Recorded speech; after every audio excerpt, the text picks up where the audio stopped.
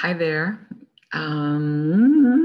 So today, when I was preparing for Ash Wednesday yoga, I came across a writing by an author named Jan Richardson. Yes, Jan Richardson, who is actually a pastor and who lost her husband years ago. And she's written a lot about grief and loss and how God can create beautiful things out of loss. But she's an artist. If you just want to look her up, her work is beautiful. Jan, Jan Richardson.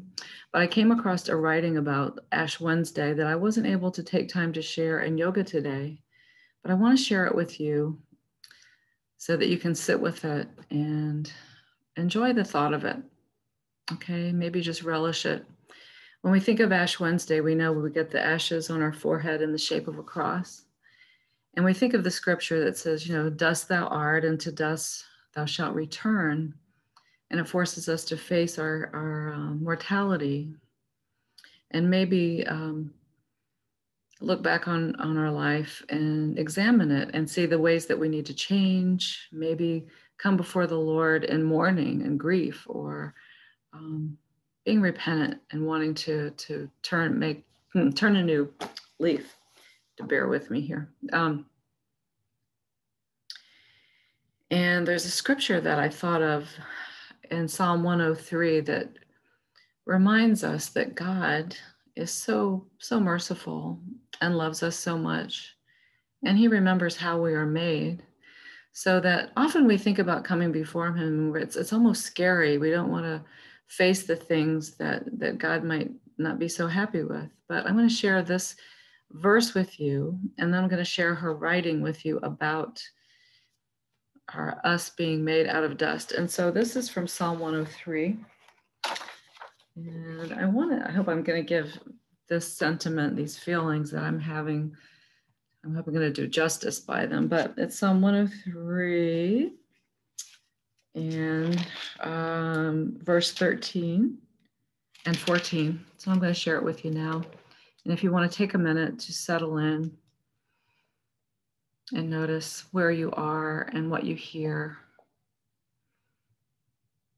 and how your body feels, maybe take a breath and just become present to this place. And this word for you today on Ash Wednesday as we launch into Lent. As a father has compassion on his children, so the Lord has compassion on those who fear him. Now, when we say fear here, we don't mean like that scary fear. We want to say that those who come before the Lord in awe and reverence, the Lord has such compassion on us.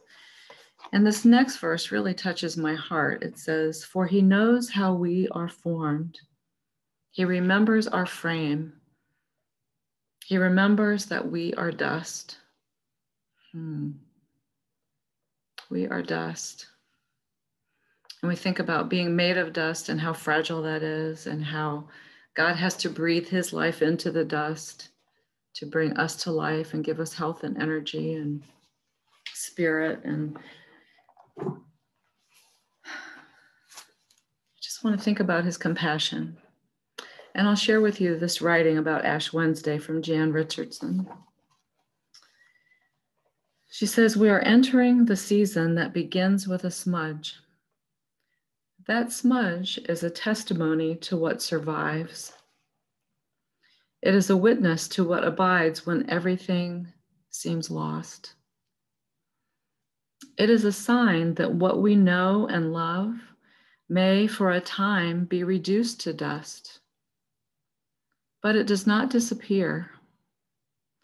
We belong to the God who well knows what to do with dust, who sees the dust as a place to dream anew, who creates from it again and again." And this is a blessing that she wrote for Ash Wednesday. And the question that she asks is, did you not know what the Holy One can do with dust? It's a good one to ask ourselves anew each time Ash Wednesday comes around. And I can say now, I know what God can do with dust, and I am learning still. That really resonates with me because so often I've been dust in my life, and God has had to scrape me together and put me back together and breathe his life into me again. So listen to what she has to say, this blessing the dust for Ash Wednesday. All those days you felt like dust and dirt, as if all you had to do was to turn your face toward the wind and be scattered to the four corners, or swept away by the smallest breath as insubstantial. Did you not know what the Holy One can do with dust? This is the day we freely say, we're scorched. This is the hour we are marked by what has made it through the burning. This is the moment we ask for the blessing that lives within the ancient ashes, that makes it its home inside the soil of this sacred earth. So let us be marked not for sorrow, and let us be marked not for shame.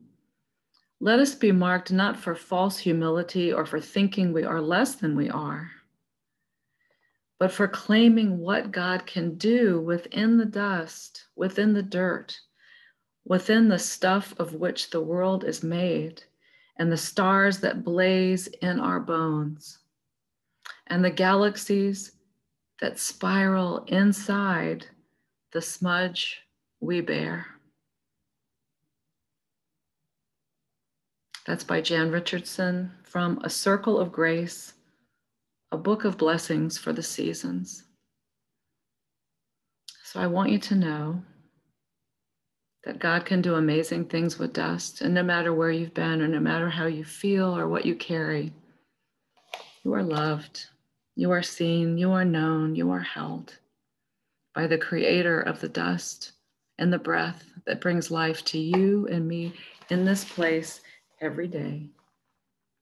So bless you. Thank you for listening. I pray that this will bring you a blessing today. Enjoy your Ash Wednesday. God bless.